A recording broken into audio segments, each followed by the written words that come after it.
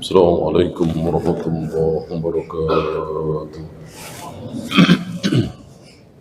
إن الحمد لله نحمده ونستعينه ونستغفره ونعوذ بالله من شرور أنفسنا ومن سيئات أعمالنا. من يهده الله فلا مضل له ومن يضلل فلا هادي له. أشهد أن لا إله إلا الله وحده لا شريك له وأشهد أن محمدا عبده ورسوله وبعد. Kemarin setelah turun idza jaa nasrullahi wal fath, Rasulullah menambah bacaan ruku dan bacaan sujud yang tadinya belum pernah beliau ucapkan. Dan siapakah yang berhak melakukan seperti ini? Satu orang. Satu orang. Tidak boleh ada yang kedua, ketiga, keempat. Siapa dia? Muhammad Rasulullah SAW. Oleh karena itu nggak ada tafsir baru. Gitu. Misalnya kita mengatakan setelah saya baca ayat ini,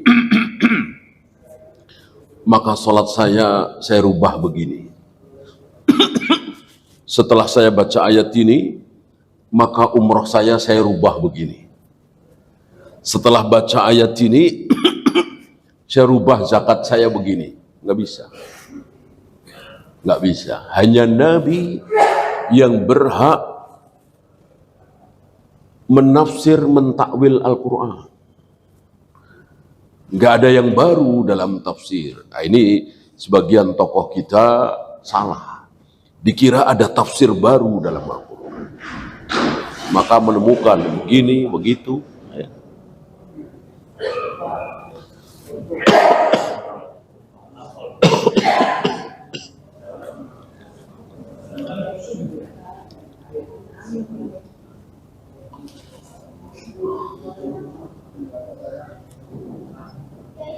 Kita lanjut ya. Mudah-mudahan plafon sini enggak ya. Cukup di luar saja.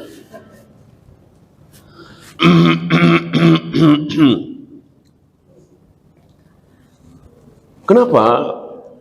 Karena ketika beliau wafat, Islam ini sudah sempurna. Al-yauma akmaltu lakum dinakum. Jika ada tafsiran baru berarti Islam belum sempurna. Kan begitu. Jadi kalau ada yang bertanya pemahaman Islam terbaik itu kapan? Ya di zaman beliau dan para sahabat. Bukan berkembang. Yang berkembang itu teknologi, ekonomi, ilmu dunia itu berkembang, ilmu agama tidak. Sursu mujaddid yang akan Allah munculkan setiap 100 tahun sekali itu ya kata-katanya mujaddid, kalau bahasa kita pembaharu. Jaddada yujaddidu kan, isim fa'ilnya mujaddidun. Maksudnya mengembalikan Islam ke Islam yang terbaik. Islam di zaman Rasul dan para sahabat. Gitu. Ya. Intinya nggak ada tafsiran baru. Ya. Menemukan tentang kebenaran sebuah tafsir, bisa baru. Ya. Misalnya Nabi menyuruh membawakan ayat Al-Quran, menyuruh wafisaluhu fi amain, bahwa menyusui itu 2 tahun. Nah, hari itu belum ditemukan apa sih manfaat 2 tahun. Tiba-tiba hari ini ada seorang dokter anak misalnya ya menemukan bahwa di dalam 2 tahun itu begini. Ya itu bukan ilmu baru, artinya membenarkan gitu. Mendukung kebenaran itu. Bukan kemudian tafsir baru, bukan. Misalnya lalat ya kan. Nabi kan mengatakan jika kopimu, tehmu, susumu, minumanmu kemasukan lalat, maka celupkan sekalian. Habis itu lalatnya dibuang. Kenapa? Kemudian diminum. Kenapa? Karena dalam lalat itu sayap sebelahnya racun, sayap sebelahnya penawar. Tentu Rasul dan para sahabat nggak tahu, nggak bisa membuktikan penawarnya mana, mikroskop belum ketemu dan seterusnya. Maka seandainya hari ini ditemukan oleh para ahli bahwa sayap lalat yang kiri dan yang kanan itu beda, ini membenarkan sabda Nabi, bukan menafsirkan, gitu ya, mendukunglah. Ya, kita lanjut 115 atau hadis keempat dari bab ini. An Anasin radhiyallahu anhu qala, dari Anas bin Malik, dia mengatakan innallaha ta'ala taba'al wahya, sungguh Allah mencurahkan wahyu, dicurahkan. Di riwayat lain seperti hujan gerimis, datang lagi, datang lagi, datang lagi, datang lagi, hampir setiap hari. Kapan? Ala Rasulillah sallallahu alaihi wasallam. Kapan? Qabla wafati, menjelang beliau wafat. Mungkin setahun atau 2 tahun menjelang beliau wafat, turun wahyu lagi, turun wahyu lagi, turun wahyu lagi. Beda dengan di awal. Antum yang baca sirah, insya Allah antum tahu sampai Nabi itu sedih sekali. Sedih sekali nunggu-nunggu kok nggak turun lagi wahyu. Kok nggak turun lagi wahyu. Hampir 3 tahun. Nggak turun-turun.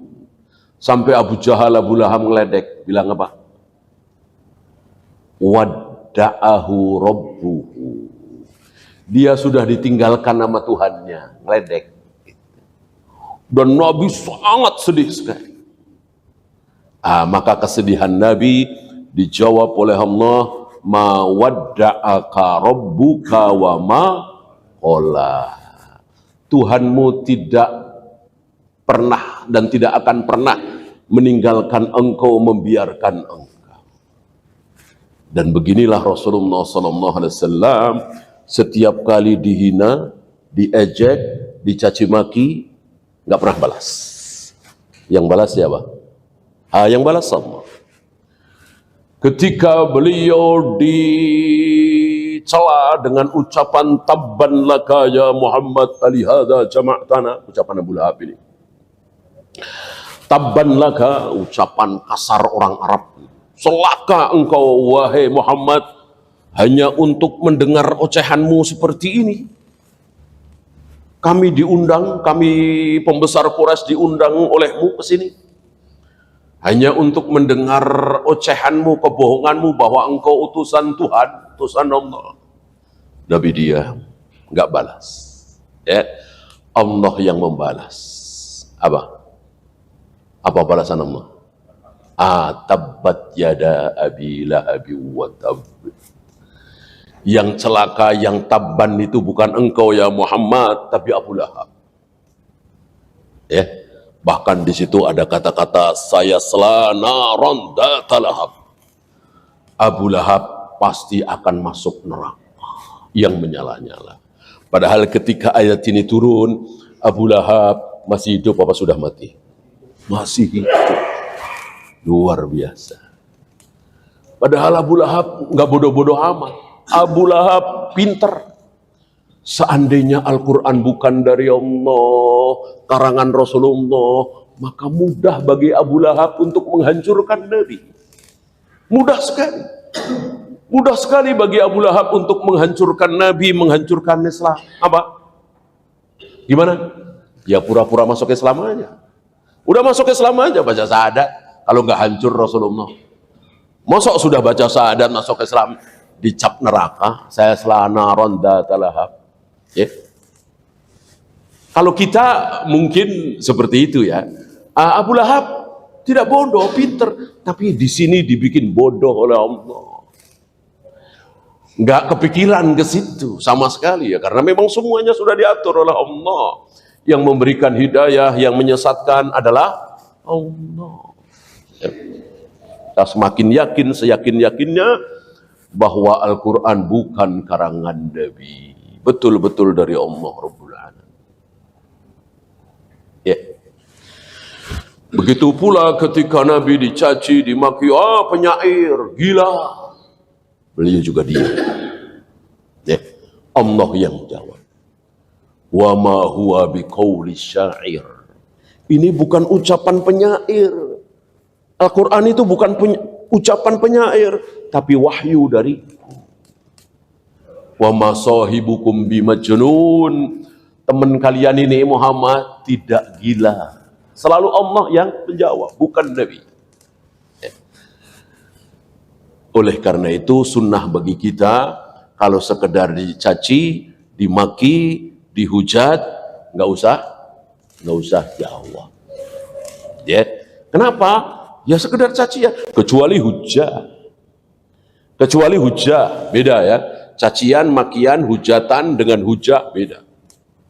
Kalau hujah, jawab, lawan. Ya. Kalau sampah, hujah itu kadang-kadang juga sampah. Artinya ngomong sekenanya.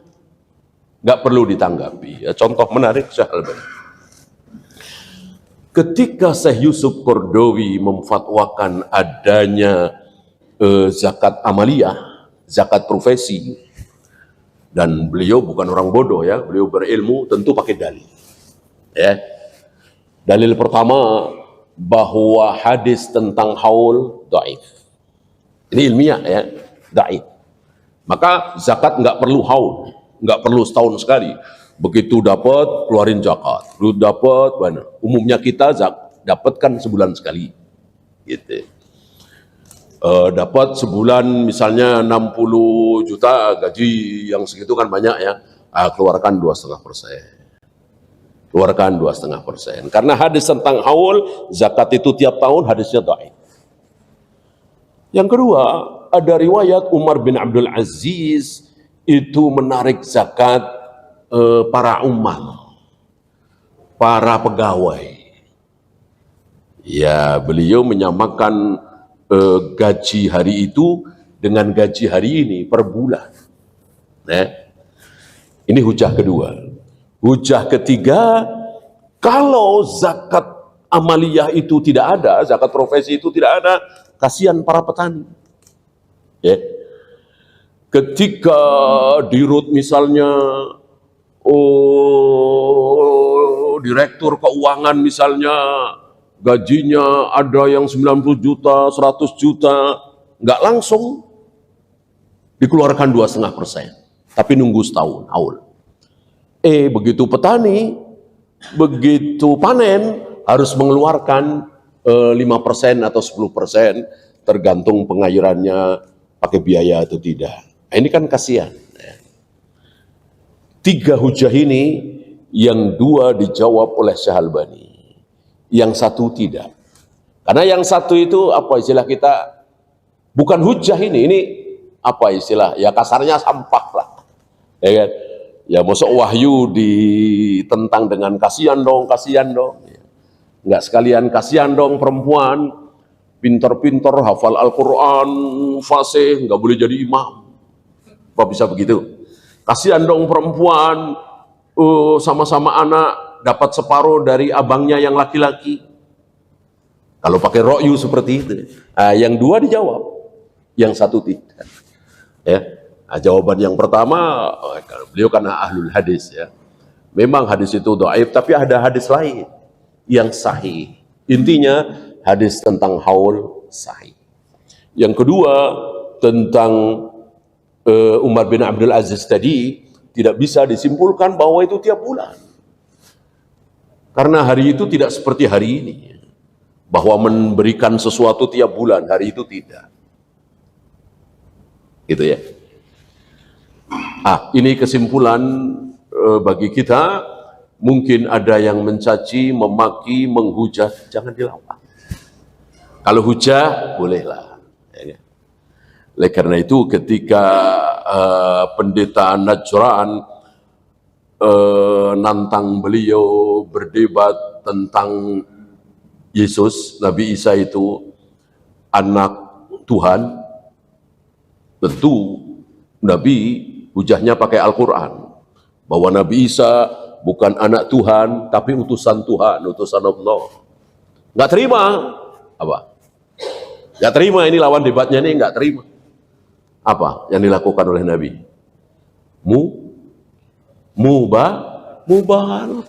Ngapain capek-capek debat? Kalau dia nggak mau terima, ya dia kan nggak percaya dengan Al-Quran, ya gimana bisa ketemu? Udah mubahalah aja dah. Ya. Artinya siapa yang salah siap-siap dikutuk, siap-siap dilaknat, siap-siap binasa, siap-siap mati. Dan itu sekeluarga kan. Nabi waktu itu bawa Ali, bawa Hasan, bawa Husain, bawa Fatimah, sekeluarga. Kami sekeluarga siap mati kalau kami salah. Sebaliknya Anda, kalau Anda salah, siap-siap Anda mati. Nggak berani datang. Nggak berani datang. Sampai Nabi mengatakan, seandainya mereka berani datang, habis mereka tidak bersisa. Nah gitu kira. Jadi jangan capek-capek kita debat. Apalagi hari ini ya, di medsos, di YouTube, debat, kusir begini, capek-capek. Udah mubahalah aja. Anda nggak ketemu kan? Dia pakai Injil, kita pakai Al-Quran, nggak ketemu. Kalau kita dengan kita, insya Allah ya. Gimana nih? Rujukan kita Al-Quran dan Sunnah terima nggak sih? Nih, artinya kalau sudah ada ayat kita tunduk. Ya boleh, teruskan. Kalau bilang enggak dong, jangan tunduk begitu saja, gini-gini, ya jangan teruskan. Jadi debat itu nggak akan ketemu. Kalau masing-masing punya pedoman masing-masing. Nah kalau kaum muslimin insya Allah debat ketemu. Karena sama-sama pakai Al-Quran dan Sunnah. Anu gitu ya. Hatta tuwfiya aktsara ma kana al-wahyu. Sampai beliau wafat, maka itulah wahyu terbanyak yang beliau terima. Ya, muttafaqun alaih, hadis ini sahih riwayat Bukhari dan Muslim. Ada 1, 2, 3, 4 pemahaman dari hadis ini, fikul hadis. Yang pertama, yarfa'ullahu maqamal abdi bikathrati tilawatihi li kitabi rabbih. Allah mengangkat derajat seorang hamba itu berdasarkan seberapa banyak ayat Al-Quran yang dia baca. Lebih naik lagi, seberapa banyak ayat Al-Quran yang dia fahami. Membaca, bagus, berpahala. Mempelajari, memahami, lebih bagus lagi. Kemudian diamalkan. Ya, jangan sampai kita terkena sabda Nabi. Kam min qari'in wal Qur'anu yal'anuhu. Berapa banyak orang baca Al-Quran, tapi dia sendiri dilaknat, dikutuk oleh Al-Quran itu sendiri. Jangan sampai. Kenapa? Karena ayat yang kita baca, justru kita langgar sendiri. Ayat yang kita baca, kita injak-injak sendiri. Wa ahallallahu al-bai'a wa harramar riba. Kita baca ayat itu, tapi kita bermain riba. Kita makan riba. Kita dilaknat, dikutuk oleh Al-Quran itu sendiri. Ini bagaimana biar tidak seperti itu? Ya kita harus tahu maknanya, artinya, tafsirnya, lalu kita amalkan. Ya. Yang kedua, tataba'al wahyu fi akhir risalati bi khilafi awwaliha hina inqata'al wahyu fatratan. Di akhir hayat Nabi, wahyu seperti hujan gerimis, datang lagi, datang lagi, datang lagi. Ini tidak seperti di awal. Sampai 3 tahun kira-kira Nabi menunggu Jibril nggak datang-datang. Sementara sudah terlanjur menyampaikan, kayak apa rasanya. Dan beginilah para nabi, para rasul, ujiannya berat. Kalau kita yang jadi nabi, insya Allah nggak kuat. Insya Allah nggak kuat. Ya. mengaku sebagai nabi, menyampaikan wahyu, nggak datang-datang. 3 tahun. Ini berat sekali bagi beliau. Sampai orang-orang musyrik mengatakan, laqad qalaka rabb. Engkau telah ditinggalkan oleh Tuhan. Udah nggak dipakai lagi engkau, diledek lah, dicaci maki. Inilah Nabi kita Muhammad sallallahu alaihi wasallam, hidupnya penuh dengan ujian. Dan ujian yang Allah timpakan kepada beliau itu sesuatu yang beliau merasa berat. Gitu. Barangkali kalau beliau diuji dengan sakit fisik, ya barangkali nggak terlalu berat. Justru yang berat itu beliau diuji dengan rasa malu. Beliau kan manusianya paling pemalu.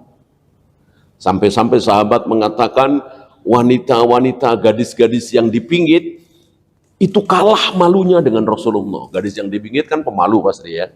Jarang ketemu orang, jangan ketemu laki-laki. Tentu ya Rasulullah lebih pemalu. Gitu. Sifat pemalu beliau diuji oleh Allah. Apa? Disuruh nikahin mantunya. Dan ditampakkan di dalam ayat Al-Quran bahwa Rasulullah naksir sama menantunya. Kayak apa malunya beliau. Tapi ini ujian. Ya, mantunya tanda kutip ya. Karena Zainab, istri dari Zaid bin Harithah ini, Zaid bin Harithah seolah seperti anak beliau. Ya. Maka seolah mantu. Oleh karena itu para ulama mengatakan seandainya ada ayat yang disembunyikan oleh beliau, ayat ini pasti disembunyikan oleh beliau. Kan kalau disembunyikan kan nggak ada yang tahu. Emang ketika Nabi dapat wahyu ada yang dengar kan nggak ada yang dengar. Ya, hanya beliau yang dengar. Tapi beliau amanah, walaupun beliau malu kayak apa tetap disampaikan. Inilah ujian yang luar biasa. Yang ketiga, takamala nuzulul wahyi qabla wafatihi sallallahu alaihi wasallam. Turunnya wahyu telah sempurna sebelum Nabi wafat. Jadi nggak ada istilah, kurang ini. Nah, oleh karena itu kalau ada pertanyaan, aduh sayang ya, kenapa Rasul nggak jelasin masalah ini ya? Jangan, tahan mulut kita ya. Waduh, coba kalau Nabi waktu itu jelasin masalah ini, jangan. Kenapa Nabi nggak jelasin itu ars itu sebetulnya kayak apa gitu? Kenapa Rasul nggak menjelaskan ya hakikat mencium Hajar Aswad itu apa sih? Kenapa Hajar Aswad mesti dicium sih? Kenapa sih nggak dijelaskan? Ya, ini kurang nih. Tahan mulut kita. Ya, artinya kalau kita perlu tahu kenapa kita harus mencium Hajar Aswad, tentu sudah diterangkan, tentu sudah dijelaskan. Kenapa kita tidak boleh duduk dengan menyandarkan tangan kiri satu ke belakang begini? Ya, kenapa ya? Kenapa nggak dijelaskan oleh Nabi ya? Beliau hanya melarang. Tahan mulut kita. Ya. Kalau kita perlu tahu, pasti sudah dijelaskan. Jadi kalau tidak dijelaskan, emang kita nggak perlu tahu. Kita cukup taat. Jangan melanggar apa yang dilarang oleh Nabi. Kita lakukan apa yang diperintahkan oleh Nabi. Walaupun akal kita tidak bisa mencerna. Kenapa mesti nunjuk dengan jari? Kenapa mesti salam ke kanan, salam ke kiri? Kenapa yang lain 3 kali, astagfirullah 3 kali, subhanallah ala 3 kali, subhanarabbiyal azim 3 kali? Kenapa Rabbi kiri cuma 2 kali? Perlukah kita tahu kenapa? Enggak perlu. Sebab kalau perlu, pasti sudah dijelaskan. Gitu ya. Yang terakhir, kasratu nuzulil wahyi fi akhiri hayatihi sallallahu alaihi wasallam alamatu danwil ajal wal qurbi minallah. Banyaknya wahyu yang turun di akhir kehidupan beliau ini sebagai tanda bahwa ajal beliau sudah dekat. Jadi Allah memberikan tanda untuk setahun 2 tahun. Adapun untuk sejam 2 jam, ya mungkin setengah jam, itu bukan tanda lagi, tapi kepastian. Ya, atau mungkin beberapa menit. Ya. Artinya Allah wajibkan kepada malaikat maut pencabut nyawa untuk memberitahukan kepada para nabi, para rasul yang akan dicabut nyawanya. Beda dengan kita, beda dengan di luar para nabi, para rasul, tidak ada yang diberitahu. Ya, sampai detik-detik terakhir tidak ada yang diberitahu. Wallahu a'lam. Ya, itu saja. Mungkin ada pertanyaan? Silakan.